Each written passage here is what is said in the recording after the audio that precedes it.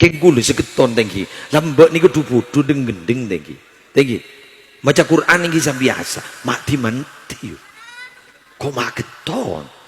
Mak setia dulu ngebidu colok. Satu dulu alar-lar. Mak dok manti mak ngemak. Kesuruh nyarang deres. Tuh mak dok iyongku. Ki buru lar beselah. Mak jujur de tengkok. Aduh jak kau apa itu kau terus.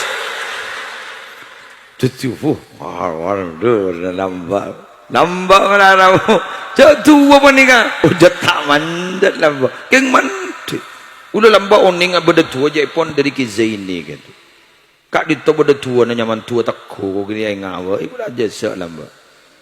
Eki. Bada bismillah aku di tua sini kan. Bis taku min lopot larakaton beda ni kan nak. Ya Allah dan gula bismillah.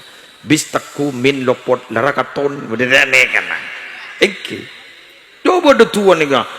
Sang dewi hang noto fi'il madhe tek man tetek. Apa ja gelo aja dia. Aja dia tua nak kiai man tu je. Fi'il madhe tek man tetek.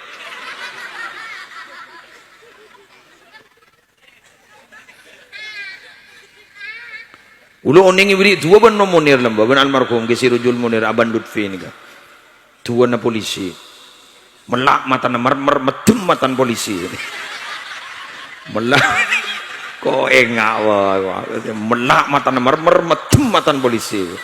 Alhamdulillah makin lebat jalan polisi ada apa? Cara yang berpandangan apa?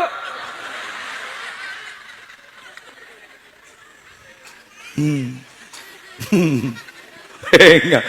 Tua ngani kemanti lambak. Abu cak magi perang lambak gunung tinggi ini. Wah berangkat musuh berdesa. Berangkat mundur selangkah kaper. Dah iya ke lambak ya? Mundur selangkah kaper ya. Ini mau beda dalil mundur selangkah kaper. Wah maju menurut takut kaper. Ketembak dar jendar tak masalah. Anapa? Yakin. Sedangkan yakin ke ento martabah fauqal iman, tingkatannya grade-nya itu di atas iman. Mun yakin itu sudah tanpa harus dibuktikan. Kamu percaya enggak? Iya. Apa buktinya? Tak usah ngani. Kamu percaya? Iya. Minta bukti? Tak usah. Pokoknya minta pokoknya percaya. Pokoknya yakin. Sayyidina Abu Bakar dulu dalam kejadian Isra Mi'raj itu kan kejadian yang memang luar biasa, nyeleneh, tidak pernah terjadi. Apa kata Sayyidina Abu Bakar? Andaikan yang menceritakan itu Nabi Muhammad lebih aneh dari ini, saya percaya. Coba, yakin. Mun semakin kan punten mana-manan bah yang ke jemoa, yang ke MLM, multi level marketing.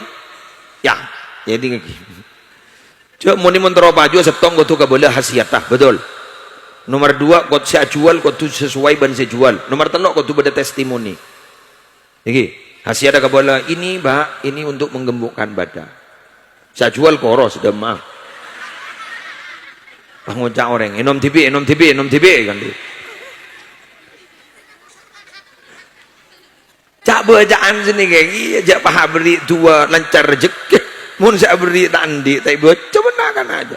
Pangocak, mata baca TV 50.000 bagi orang ini. Nih kemungkinan apa? Keyakinan sudah mulai berkurang kan man tidak pati man dimangkan ini ya kurang lebih cak bacaan sakuni bolan tak pati jelas hasiat pangucap beda semantian puli iya pak yakin coba pak bungkol pak mun yakin saya pak nih